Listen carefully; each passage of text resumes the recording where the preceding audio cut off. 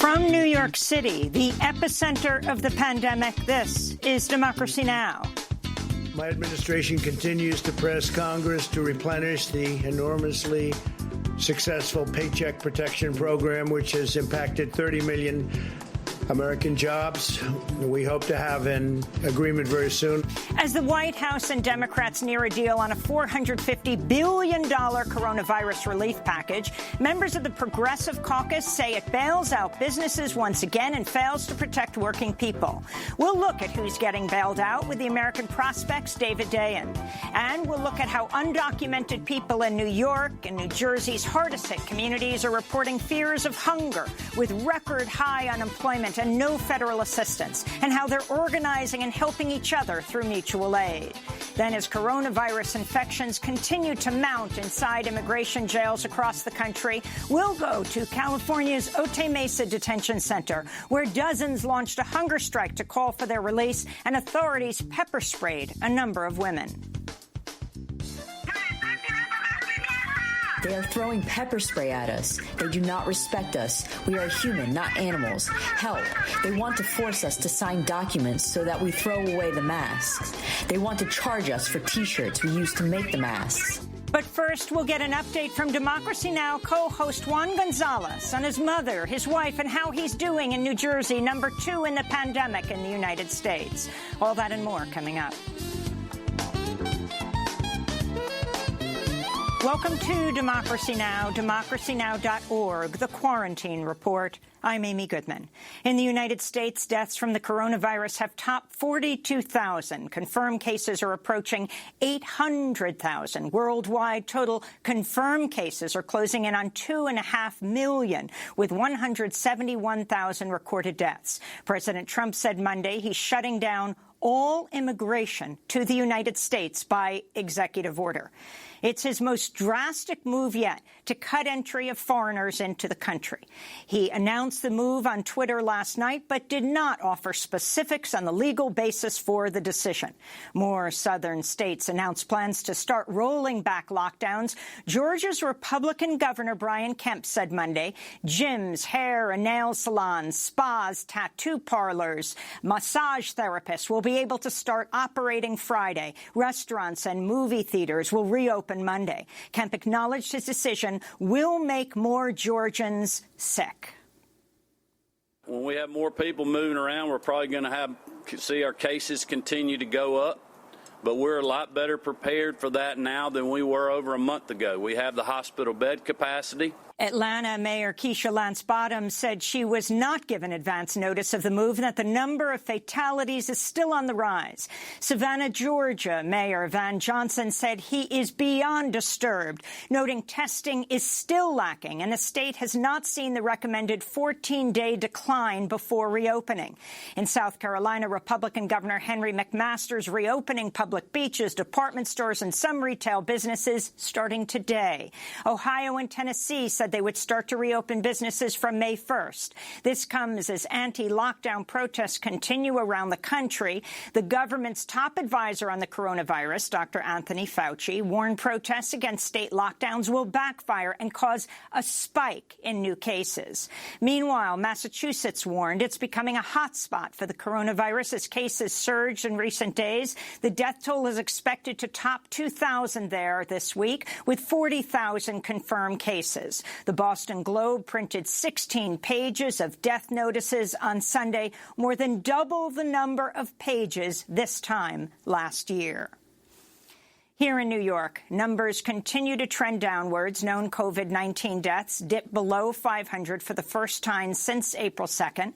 The total official death toll remains by far the highest in the country at close to 19,000, with over 250,000 confirmed cases. New York City's canceled all public events through June. The New York State Nurses Association sued the New York Department of Health and 2 hospitals Monday for their failure to provide adequate safety measures at the start of the coronavirus crisis. This is Judy Sheridan-Gonzalez, president of the Nurses Association and an emergency room nurse. The hospitals were cooperative with the state in doubling their capacity, but they did not double their staffing. And because so many of our nurses got sick, we were terribly understaffed, which really results in negative outcomes and even death of patients. Because if you are only capable of taking care of 1 or 2 critically ill patients and you're ended up being told you have to take care of 5 or 6, you're going to have to neglect 4 of them. In other news from New York, the Metropolitan Transportation Authority confirmed plans to hire another 350 police officers this year, despite the fact that it's facing $8 billion in losses due to the coronavirus crisis. The MTA is seeking another $4 billion in federal bailout money after receiving $3.8 billion in the first relief bill passed last month. MTA data shows black and brown people are the most targeted by fare evasion policing. At least 79 MTA workers have died and thousands more tested positive for COVID-19. In California, a federal judge has ordered Immigration and Customs Enforcement, or ICE, urgently review the cases of detainees most likely to suffer severe illness or death from the coronavirus to determine whether they can be released. Judge Jesus Bernal condemned the system-wide inaction in responding to the outbreak. The order cites detainees over 55, pregnant immigrants, and those who suffer from chronic health conditions. Around 31,000 immigrants are in immigration prison. At least 220 have confirmed cases of COVID-19. In other immigration news, the Supreme Court said it'll consider the role that undocumented workers are playing to help combat the coronavirus outbreak ahead of a major case challenging Trump's move to end DACA, the Deferred Action for Childhood Admissions program. About 27,000 DACA recipients are healthcare workers. Legal groups involved in the case say terminating DACA during the public health crisis would be catastrophic. The Treasury Department announced Monday it's providing nearly $3 billion in payroll support for airlines. The Los Angeles Times reported at least 15 airline workers died from the coronavirus over a 9-day period earlier this month. But the true number is likely much higher, and there is no central tracking mechanism for COVID fatalities. Airline workers were previously barred from wearing face masks as the outbreak spread in earlier weeks, and some say they were kept in the dark about colleagues who contracted the virus. Disney will stop paying over 100,000 employees this week, nearly half its workforce. The company's maintaining its executive bonus plan and a planned $1.5 billion dividend. Disney chief executive Bob Chapek said he would take half his $2.5 million base pay due to the crisis, but he makes an estimated $25 million annually thanks to bonuses and a long-term incentive award. Disney chair and former CEO Bob Iger earned $47.5 million as CEO last year and is worth $690 million. Jeremy Hankin, president of Unite Here Local, representing Disney World workers in Florida, told The Hollywood Reporter, quote, "Florida's on the verge of a humanitarian disaster. The system was designed to fail even in the best of times, and now hundreds of thousands of workers are paying the price. What are workers going to do when their children are starving? Ask them to wait 7 weeks for Governor Ron DeSantis to send them a check?" he asked. Smithfield Foods, which recently had to shut down a pork production plant after more than 350 workers tested positive for COVID-19, is blaming immigrant workers for the coronavirus outbreak. A spokesperson said, quote, "Living circumstances in certain cultures enabled the rapid spread of the disease." Employees and investigations into the outbreak, however, show Smithfield made a number of missteps in managing early signs of the outbreak, including concealing infections and compelling workers to work without protection. The South Dakota Smithfield plant that was closed now has well over 700 COVID-positive people and those related to them in the area, a major hotspot in the United States. In Michigan, a 5-year-old girl from Detroit, the daughter of 2 first responders, died of COVID-19. Skylar Herbert is Michigan's youngest known death from the coronavirus. She spent 2 weeks on a ventilator after developing a rare complication that caused her brain to swell. As countries including Germany, Norway, and Australia start to ease coronavirus restrictions, the World Health Organization has cautioned against a hasty lifting of protective measures, warning the worst is yet ahead of us. We want to re-emphasize that easing restrictions is not the end of epidemic in any country.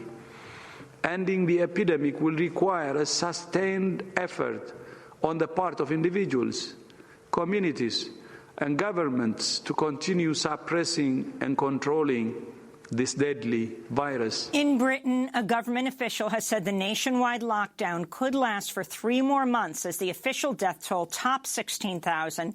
New data suggests the COVID-19 death toll in parts of the UK is up to 40% higher than the hospitals-only figures reported by the government earlier this month. On Monday, France became the 4th country to report over 20,000 deaths. In the Philippines, authoritarian President Rodrigo Duterte has threatened to impose martial law to enforce lockdown and social distancing measures.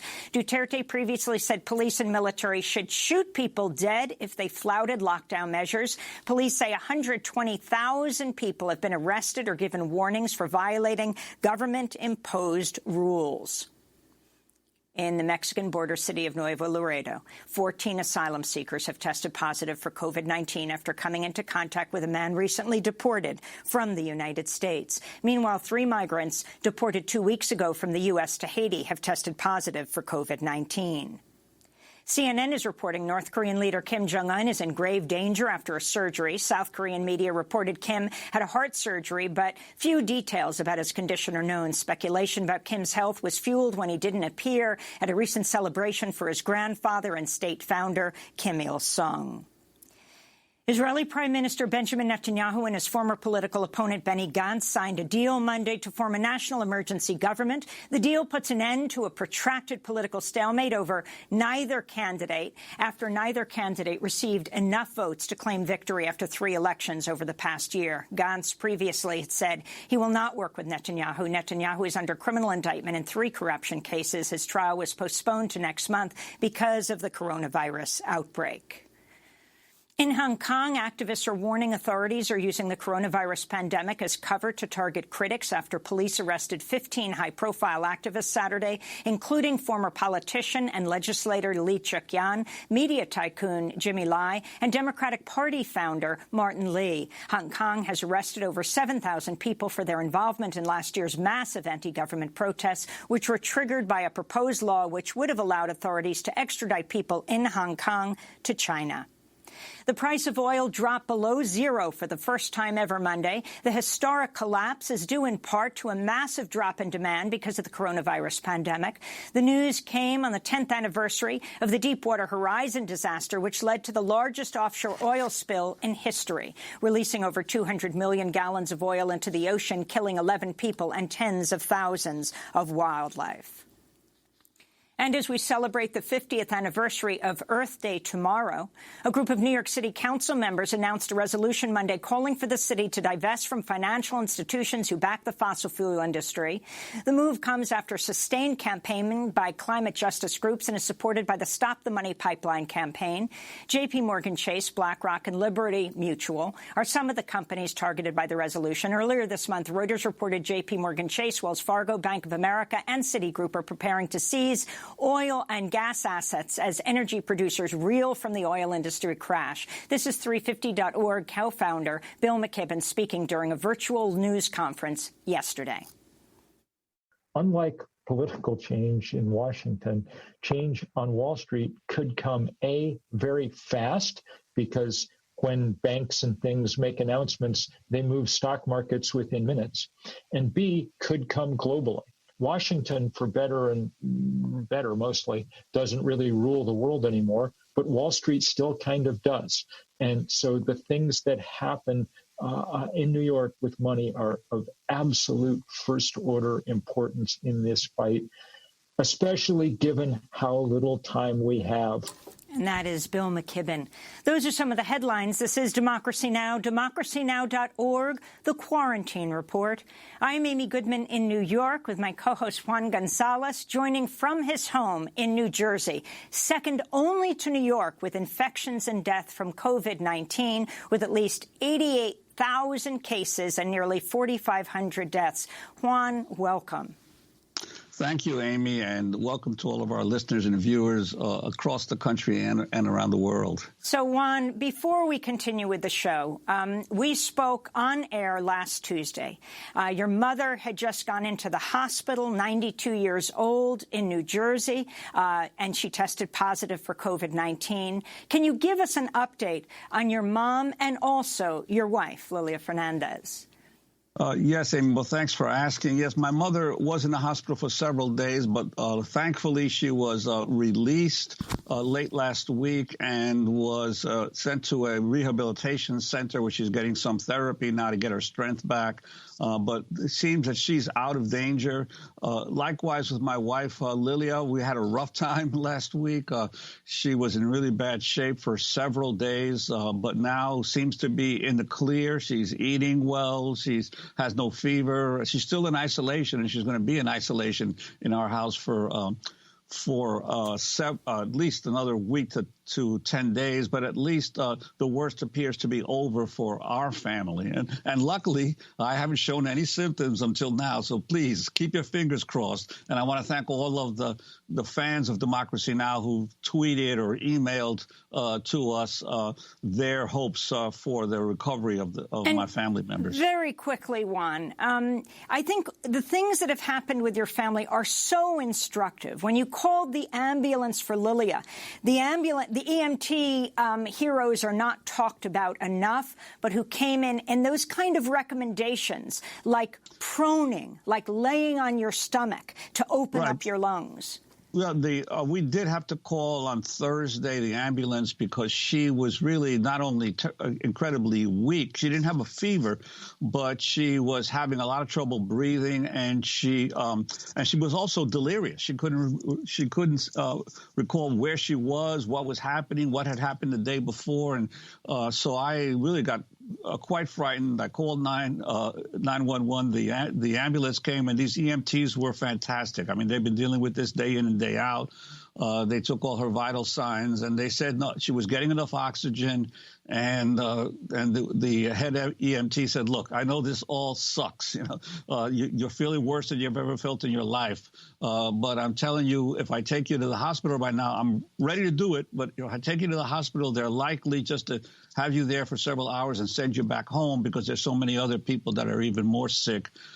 So he did give us a bunch of instructions about ways to get through it as best as possible. And then he said, look, anytime she gets worse, if it's 5 minutes from now, half an hour from now, or tomorrow, just call us and we'll take her to the hospital right away. And so I think that they calmed her quite a bit. They calmed me quite a bit. And then within a couple of days, she was doing much better. And then again with your mother, I mean, this whole issue of testing in this country and the severe lack of access to testing, and yet Trump's push to open the country, to, quote, liberate the states.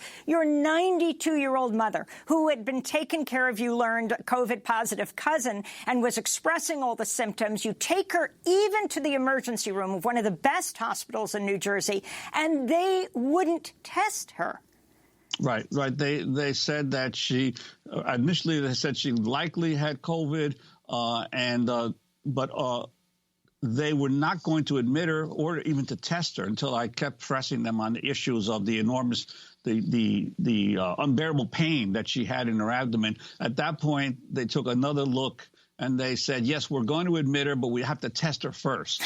And when they tested her and she turned out COVID positive, then they realized that they had initially made a mistake in just trying to send her home.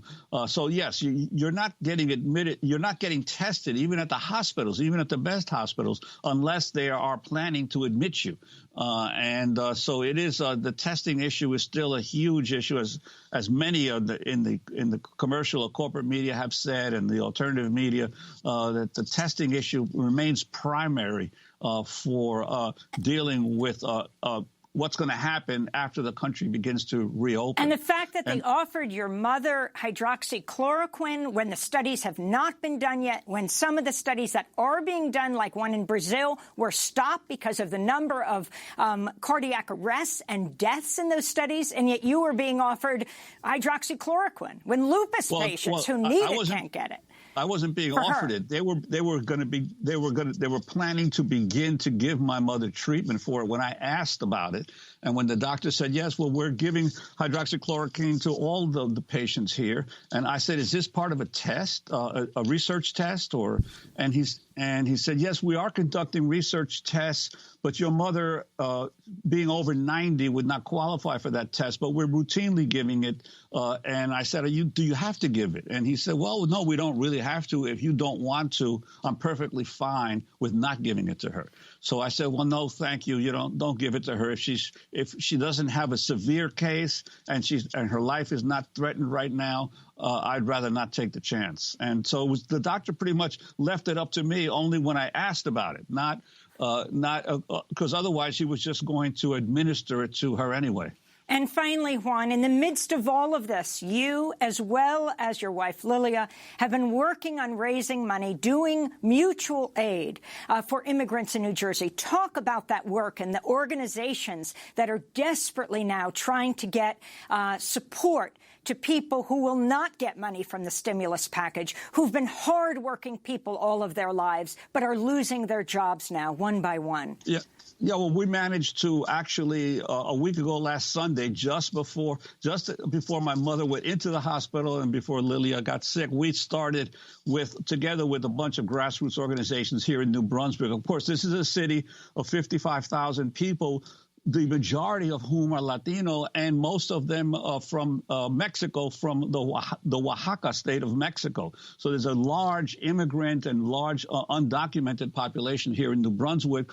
They don't qualify for the stimulus. So we started a mutual aid of New Brunswick GoFundMe page with various groups in the coalition to defend Lincoln Annex. In less than a week, we managed to raise $17,000 in donations for direct cash grants to these hard-hit families, and we've already managed to put 5,000 of that out right away, even before the GoFundMe money has come in, because it takes a while for the stuff to be processed. But other people fronted the money to be able to start the grants out the door to get to these families, and so we have been able to already get at least 5,000 out the door, and we'll be getting more out in the rest of this week. Amy, I wanted to talk about something else, which I think is very important. We're seeing a lot of it now, which is these protests around the country of people demanding an end to the shutdowns that were aimed to stop the spread of the pandemic. And what troubles me most about this is how right-wing extremists are brandishing automatic weapons, and they've become regular features of these protests. With the man in the White House saying nothing to condemn this form of intimidation. And obviously, most of them are Trump supporters. And I'd like our viewers and listeners to ask themselves a question. If hundreds of African Americans or Latinos showed up in cities around the country brandishing automatic weapons, what would be the response of the country to this? Why is this being almost accepted and normalized now as a method of protest? And my fear is that this will become normalized over the next few months as we head toward a bitter national election. And we should make no mistake that this country is edging closer and closer to neo-fascist authoritarianism. And Juan, you say the issue of it being almost accepted. It's not almost. The president from the bully pulpit of the White House is encouraging it, right? Saying these are his people, and he's saying liberate these states with these protests. He's encouraging the protests. He hasn't directly, to my knowledge, encouraged the brandishing of weapons, but he's accepting it and praising these folks as wonderful Americans. And I don't think we should discount the possibility that if this president will declare an election that he loses as a fraud and illegitimate and attempt to stay in power. Some people may say this is far-fetched. I hope it is. But I think that we shouldn't delude ourselves that we are living in extraordinary times in the United States right now. Well, Juan, I am so thankful that you're okay, and all the best to your wife, Lilia Fernandez, extremely important professor at Rutgers University, very popular, so beloved by her students, and your mom. All the best, as well as the communities not only in New Jersey and New York, but all over this country. We are going to continue to look at this issue of mutual aid. This is Democracy Now!, democracynow.org, the Quarantine Report. I'm Amy Goodman. with Juan Gonzalez as we look at how the coronavirus pandemic is impacting undocumented people here in New York City, where the coronavirus has hit immigrant communities the hardest, even as the numbers of daily deaths statewide has declined in recent days. In Queens, often hailed as the most diverse borough in the world, the neighborhoods of Corona, Elmhurst, East Elmhurst, Jackson Heights have been overrun with COVID-19 cases, and even those who aren't sick are reporting fears of hunger with record high unemployment, no federal assistance for undocumented immigrants. Many are considered essential workers, continue to go to work every day without protective equipment or health insurance. Last week, hundreds of people lined up outside a church in Corona for a free bag of groceries and supplies. The line stretched 22 blocks, if it wasn't well over 1,000. This is Rosie Sotelo speaking to Univision. We can't afford rent. We can't afford food. That's why we're hoping we'll get more help for everyone. That's why we're here. Last week, California Governor Gavin Newsom announced a $125 million relief fund for undocumented immigrants in the state left jobless by the pandemic. That's California.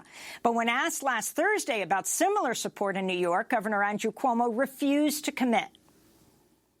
When you are broke, it would be irresponsible to do these things. I do hope and believe the federal government should have a more inclusive policy. All right, let's do it. Undocumented immigrants that there's no shot. Well, we're looking at it, but we have real financial problems right now. Governor Cuomo is meeting with President Trump at the White House today. This comes as New York City Mayor Bill de Blasio has announced a $20 million initiative sponsored by George Soros' Open Society Foundation to send one-time payments of up to 20,000 undocumented immigrants throughout the city. Individuals will receive $400, families will receive $1,000. As reports of widespread poverty and hunger continue in the immigrant communities, people are also organizing and helping each other through mutual aid, despite extraordinarily difficult circumstances in the epicenter of the epicenter. For more, we're joined by two guests. Juan Carlos Ruiz is a Lutheran pastor at Good Shepherd Church in Brooklyn, co-founder of the National New Sanctuary Movement and the New Sanctuary Coalition here in New York City. And Cynthia Santos Briones is a Mexican photographer, anthropologist, community organizer based here in New York City. Her recent piece in The Nation is headlined, "Immigrants Are Bearing the Brunt of the Coronavirus Crisis," and it's part of a weekly series called The Invisible Front Line by The Nation and the Magnum Foundation. Juan Carlos and Cynthia, thank you so much for joining us. You both are married, so thank you for joining us together on one Skype as you join us from your home in Brooklyn. We welcome you both to Democracy Now! Juan Carlos, why don't you start off by talking about the scope of the problem, what people are not seeing.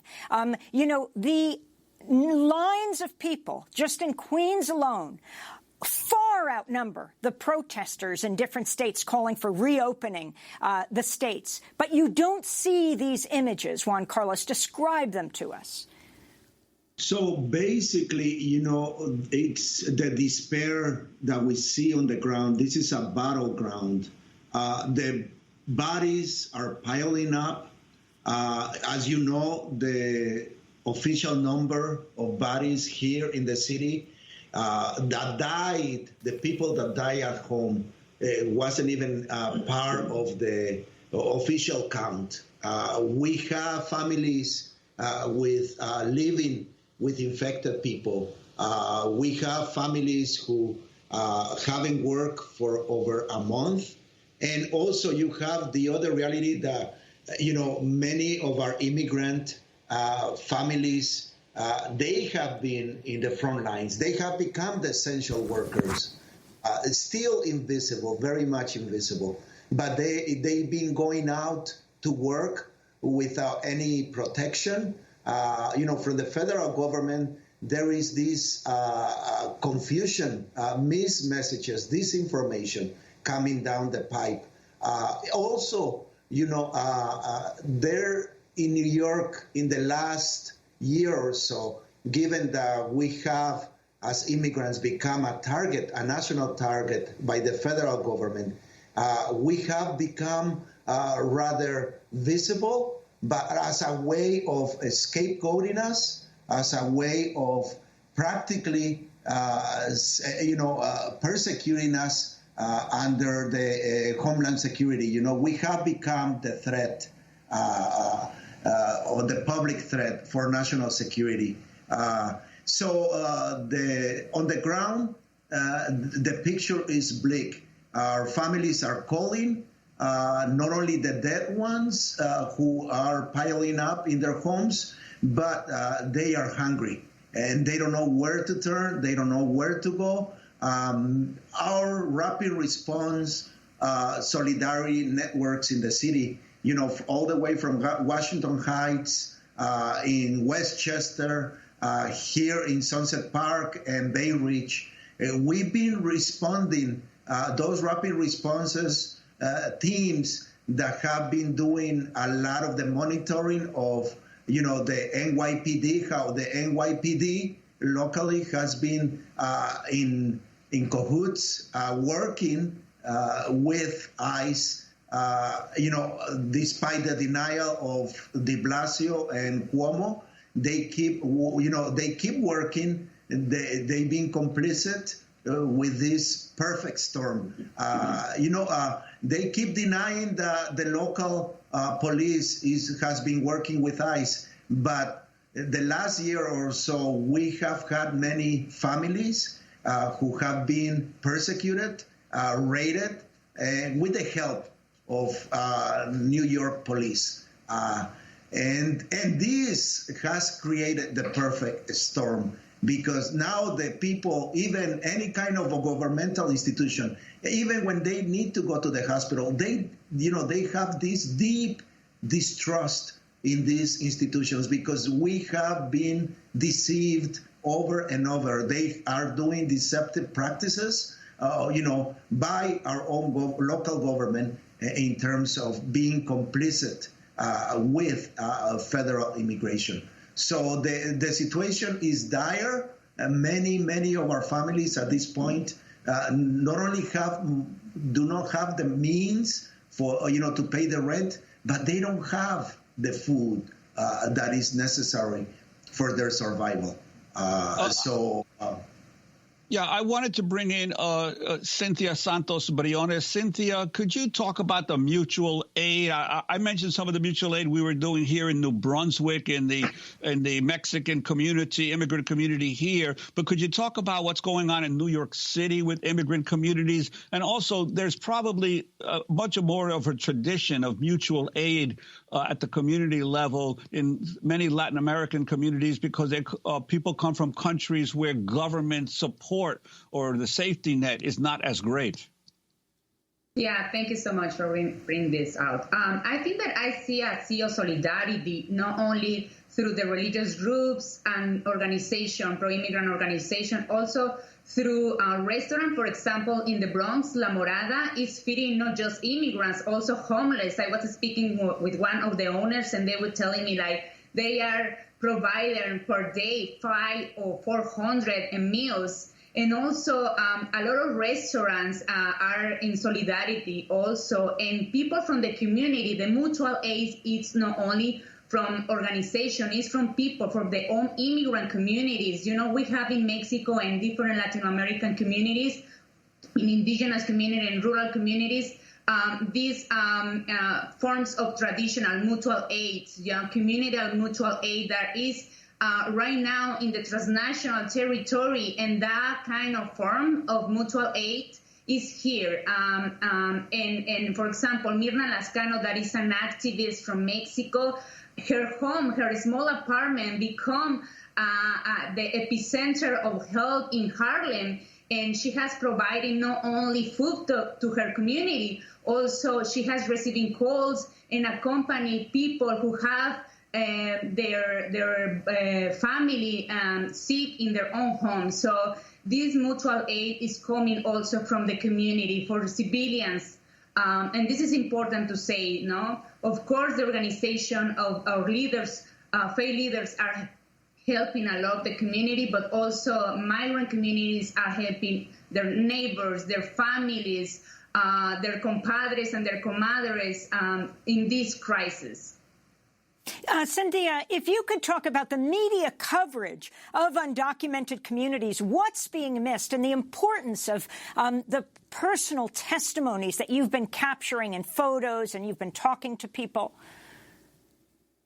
Yeah, of course. After the government declared quarantine, I reached out through WhatsApp to some close friends from the migrant and Guatemalan communities to check in how were they doing during this pandemic. And as we were continuing to chatting, they were sending me photos and videos about their new life in this pandemic. And I want to say something that some of my friends have been telling me.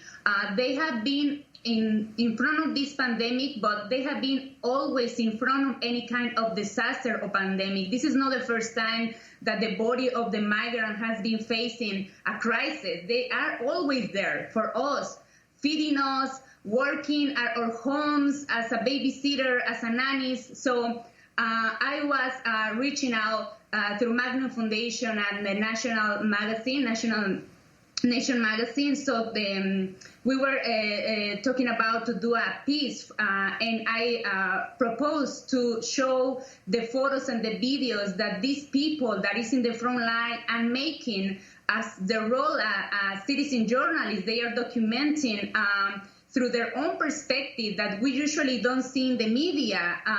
And at some point, they colonize, the perspective of journalists and show the migrant vision, how they are feeling and seeing and living this crisis. And we see through these photos how are the conditions in their homes, small apartments and a family living, one family of 5 members living in a 1-room bedroom apartment.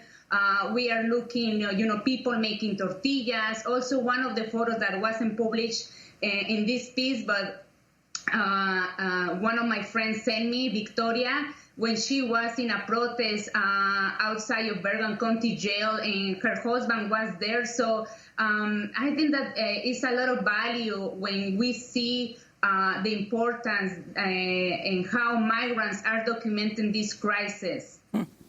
And I wanted to ask Juan Carlos Ruiz about the hospital situation, especially with the undocumented. Clearly, in the anti-immigrant atmosphere we've had in the country for years against undocumented specifically, many migrants may be afraid to go to the hospitals. But and now we hear just last night President Trump saying that he's going to try to shut down all immigration into the country, even legal immigration for the future. This constant use of scapegoating of immigrants in the country under this administration. And as you know, Juan, I mean, we are fleeing these institutions from our home countries, corrupt institutions that do not have the welfare of our communities. So we are not new to that. But when we come to this land of the free, we expect something else, but it plays out differently when you have, from the high echelons of power, when you have these kinds of attack against our community. I mean, the rhetoric, the xenophobic rhetoric, the racism that has been fed, that continues to really have practical consequences, negative consequences against not only, socially and culturally, but also economically against our people. This virus has evidence, this whole infrastructure of terror, this misallocation of funds or resources into our communities, into the most vulnerable populations of our society. So basically, the virus has unmasked this machinery of death, that feeds on the blood, as the Scott Stringer said, we have a lot of blood in our hands. And basically, even if we wash our hands day and night, it's still bloody. And the government has really caused this perfect storm by, the bunch of lies, by continuing to attack the most vulnerable and to continually to victimize and scapegoat the immigrant and our Black and brown communities. Father Juan Carlos Ruiz, I want to thank you so much for being with us. And again, we cannot emphasize enough for people to understand 200 to 300 people a day, as confirmed by the mayor himself, are dying in their homes. How many of them were afraid to go to the hospital, afraid they could be picked up by ICE? Father Juan Carlos Ruiz, co-founder of the New Sanctuary Movement, thank you for being with us. And Cynthia Santos Briones, Mexican photographer, anthropologist, community organizer based here in New York. We're going to link to your piece in The Nation, headlined "Immigrants Are Bearing the Brunt of the Coronavirus Crisis," and your remarkable photographs. This is Democracy Now! When we come back, who's getting bailed out and who isn't? And then we go to Otay Mesa in California, where women, immigrants, have been pepper sprayed by guards as they deal with COVID-19. Stay with us.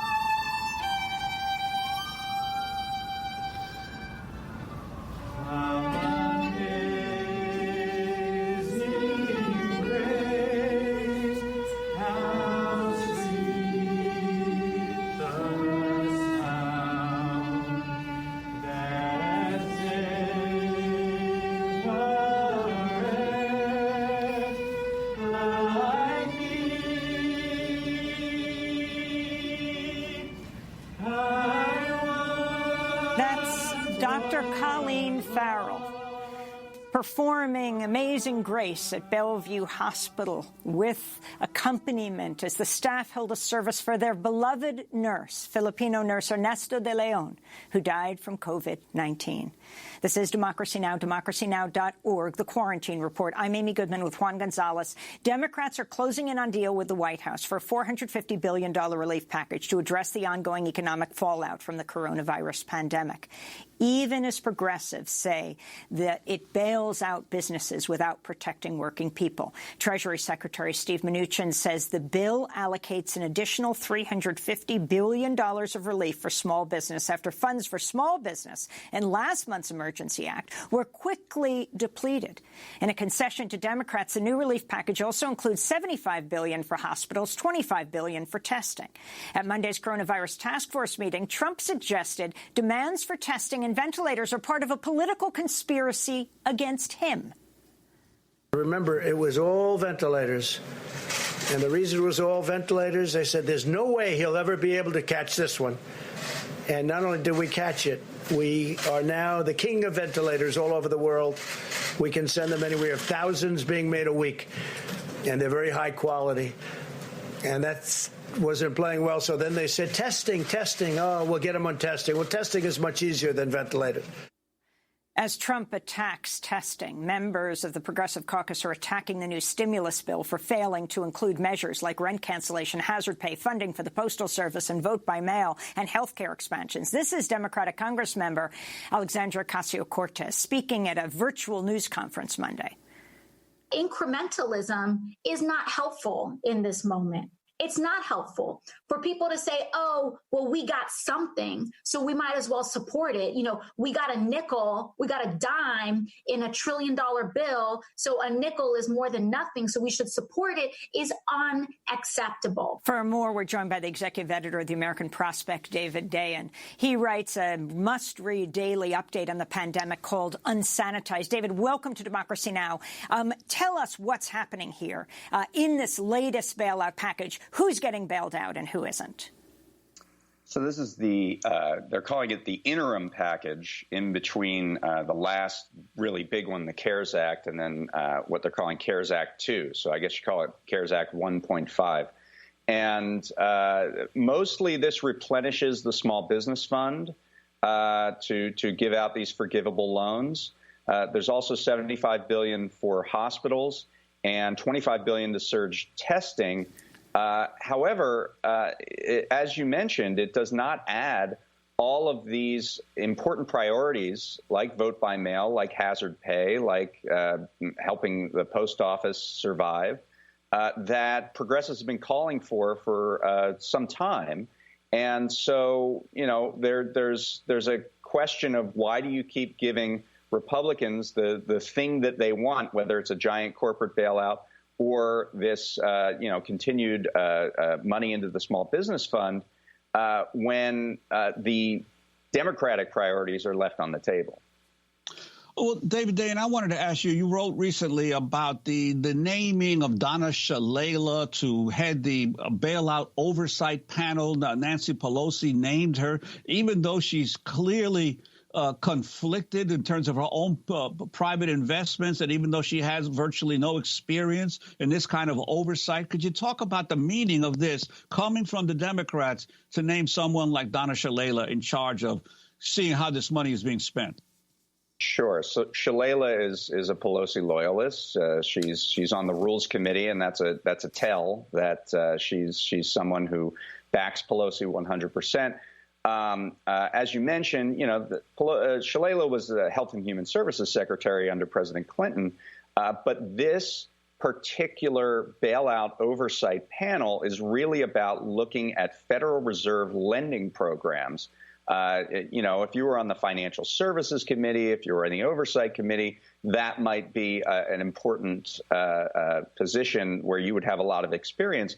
Shalala really doesn't have this sort of history with financial services that you would expect. Now, I did notice in her last disclosure form that she listed a great number of individual stock holdings in businesses like Boeing and Alaska Airlines and lots of oil companies, lots of banks that might be in line for a bailout. Now, Shalala told the Miami Herald yesterday that she has sold those stocks, said she sold some of them up to over a year ago.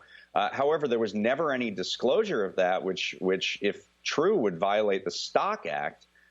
Which forces disclosure of any transactions by members of Congress within 45 days. So I'm trying to get to the bottom of that. But I think what it signals is that Pelosi wants someone that is personally loyal to her on this panel and expertise at actually conducting the oversight that's needed to make sure that this money is being spent properly. Is a secondary consideration. David Dayen, Alexandria Ocasio-Cortez and other members of the Progressive Caucus say they're not going to support this stimulus package. And if you can overall talk about who has benefited so far when we hear about Ruth's Chris Steakhouse getting $20 million and other companies in the small business part of things, and also the banks, and we only have a minute or two.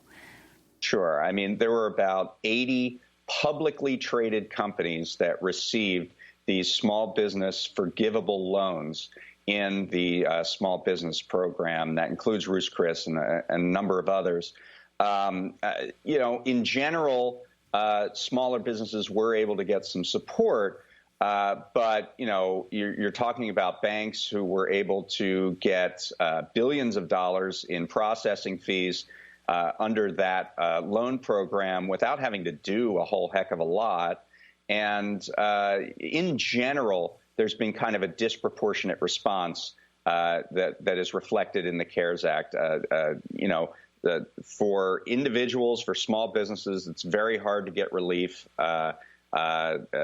Individuals risk having their individual checks taken and garnished by banks. The unemployment program, it's hard to get unemployment insurance. But if you're a big corporation, the Federal Reserve has $4.5 trillion in reserves ready for you. So where you stand in America and where you stand in this bill depends really on your power and influence. We want to thank you for being with us. David Dayen will be visiting you again in the coming days, executive editor of the American Prospect, where he writes a daily update on the pandemic called Unsanitized. When we come back, why are women in detention, in immigration detention, being pepper sprayed in the midst of this COVID pandemic, let alone any other time? Stay with us. Rise up, neighbors, close all the caps and jails. No more, oh no, let my people go. Our children safe in loving arms, let my people go. No hypocrisies, no rights or wrongs, let my people go. Let My People Go, sung by members of groups who are demanding New York Governor Andrew Cuomo and New York City Mayor Bill de Blasio release people from jail and immigration detention amidst this pandemic. This is Democracy Now! I'm Amy Goodman with Juan Gonzalez. This is the Quarantine Report. We end today's show looking at the mounting number of COVID-19 cases inside immigration jails across the country. One of the largest outbreaks is at the Otay Mesa Detention Center near San Diego, California, run by private prison company CoreCivic, which last week confirmed at least 27 cases of COVID among prisoners. Over the weekend, dozens there began a hunger strike to express growing fears about their safety. Last Friday, Otay Mesa prisoners were told to sign contracts written only in English in exchange for receiving face masks. Some refused to sign, prompting guards to pepper spray them. The waivers were reportedly later retracted. This is a woman in Otay Mesa describing the attack in her holding unit during a call with the immigration rights group Pueblos Sin Fronteras. They are throwing pepper spray in all the cells. We are on hunger strike because they are coming to throw food at us like dogs. We have rights. We are not criminals. There's a woman who suffers from convulsions. They don't want to give her her medicine. All of our rights are being violated. It is not fair. Please help us. Get us out. All the cells have been pepper sprayed. There are many people who do not understand what is happening because they don't speak Spanish. They don't speak English. Help us. They are removing people from each cell in handcuffs. Please help us. Activists say hundreds of people in prison California immigration jails are currently hunger striking. For more, we're joined in San Diego by Ruth Mendez, community activist volunteer with Otay Mesa Detention Resistance. Ruth, can you describe what's happening inside? These women were told they had to sign in order to get a face mask, a contract that said they would not hold CoreCivic, which runs this for-profit prison, responsible? Yes, Amy, that is what happened. They were given forms and told, if they had to sign this form, which was only given in English. There are people inside this detention center that don't know Spanish or English at all. This form was only given in English, and people were just told, sign it quickly. If not, you don't get a mask, is what was basically said. It's inhumane. Some people from personal accounts that I've heard were even charged money for this mask form they had to sign too. And it's horrible. It's what's happening. And Ruth, to reaffirm, most of the people in ICE detention they're basically they're not accused of any crimes. This is a civil detention pending adjudication of their status, isn't there? What's been the federal government's attitude toward releasing these detainees? Currently, right now, there are plenty of people who are ready to go reunite with their families. They have their sponsors. They have, everything that is needed. Some are even, they are looking for parole, to be released on parole, on bond, or in any kind of opportunity to be able to reunite with their families. But right now, ICE has been not answering questions for people. There has been a block of just for legal, for people to contact their lawyers, all kinds of blockages right now that make it impossible so that people can have their rights of, finishing or processing their asylum cases, right, in most of these times. And so that is, they're just being held in a death trap is what they're being held, and it is it's inhumane. We have countless accounts, so many accounts of people who every single day call into our organization telling us they just want to see their families. If it's the last time they will be able to see them, at least just one more time, because at the rate that this that the COVID is going right now inside the detention center. Just to give you a brief picture of what it looks like, just 3 days ago, the cases were already at 41. Of confirmed cases inside. Just yesterday, I received a call with an update that it's now 49 cases inside. That was given to a detainee inside by the medic of ICE. And so, yeah, it's insane, and that has not made it out, and it's been 3 days, so it's insane what's happening. I wanted to turn to Genesis Hernandez, a transgender woman being held at Otay Mesa, speaking to you, Ruth, last week about the abuse she's endured at this jail. In this audio clip, she's describing being retaliated against by Otay Mesa guards for making a phone call. She was recently put in solitary confinement. And I thank you for being our voice out there, because in here, who's going to listen to us? The guards don't even wash their hands. They don't care about our lives. I put on a face mask today, but then I took it off because the guards are not covering their faces. They didn't even have gloves on when they had me in handcuffs. Ruth Mendez, is Genesis still in solitary confinement? And, I mean, you even have the former ICE director, John Sandwig, making very clear that ICE in particular has the sole authority to release all of these prisoners. He's demanding they do, as do many grassroots groups, and yet they haven't done this yet. But start with Genesis. So Genesis, she's still in solitary confinement right now. She does not have access to commissary. She does not have access. She has limited access to the phone.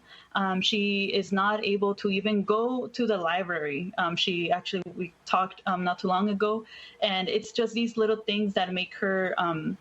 Make it so much harder to be inside a solitary right now, and it's insane. She right now is a very strong woman that I admire so much, and it's unfair what has been happening to her. Currently, right now, she was only because of that incident that she stood up for her, demanded answers from ICE and from just people around the staff of Court Civic. She was taken in handcuffs to solitary and given 15 days. However, that actually was doubled recently. So now it's going to be 30 days, and she was not given a reason why that is happening. But she has told us on multiple times, just speaking to us personally, that she does not think she will last 30 days inside solitary confinement because of how terrible the conditions are. And could you talk about, in general, in Otay Mesa, are most of the detainees being held in dormitory-style huge rooms, or are they all in a few people to a cell? Yeah, so it's the units, as to what I understand, it's difficult to get since the only way we can communicate and the only way that ICE and Court Civic are letting there to be communication right now is through phone calls. But what I imagine is it's pods, like units. So there can be from 100 people in one unit to 70 people. You know, the numbers vary between among units. But yeah, there are it's social distancing and being able to, follow CDC guidelines. It's impossible to do so inside of these places.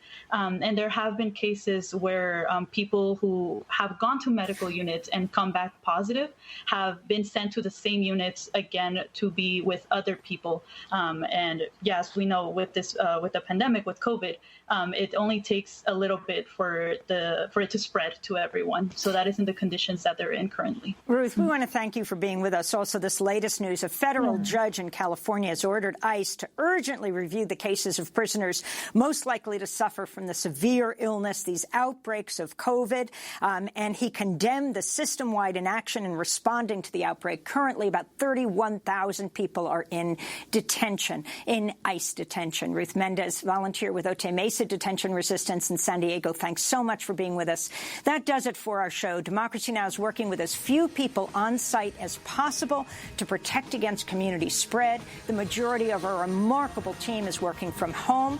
I want to give a special thanks to our general manager, Julie Crosby. Democracy Now! Produced with Renee Feltz, Mike Burkdean, Aguzder, Libby Rainey, Nermeen Sheikh, Carla Wills, Tammy Warrenoff, Tarina Nadura, Sam Alcoff, Taymari Astudio, John Hamilton, Robbie Karen, Hani Massoud, Adriano Contreras, and Maria Terracena.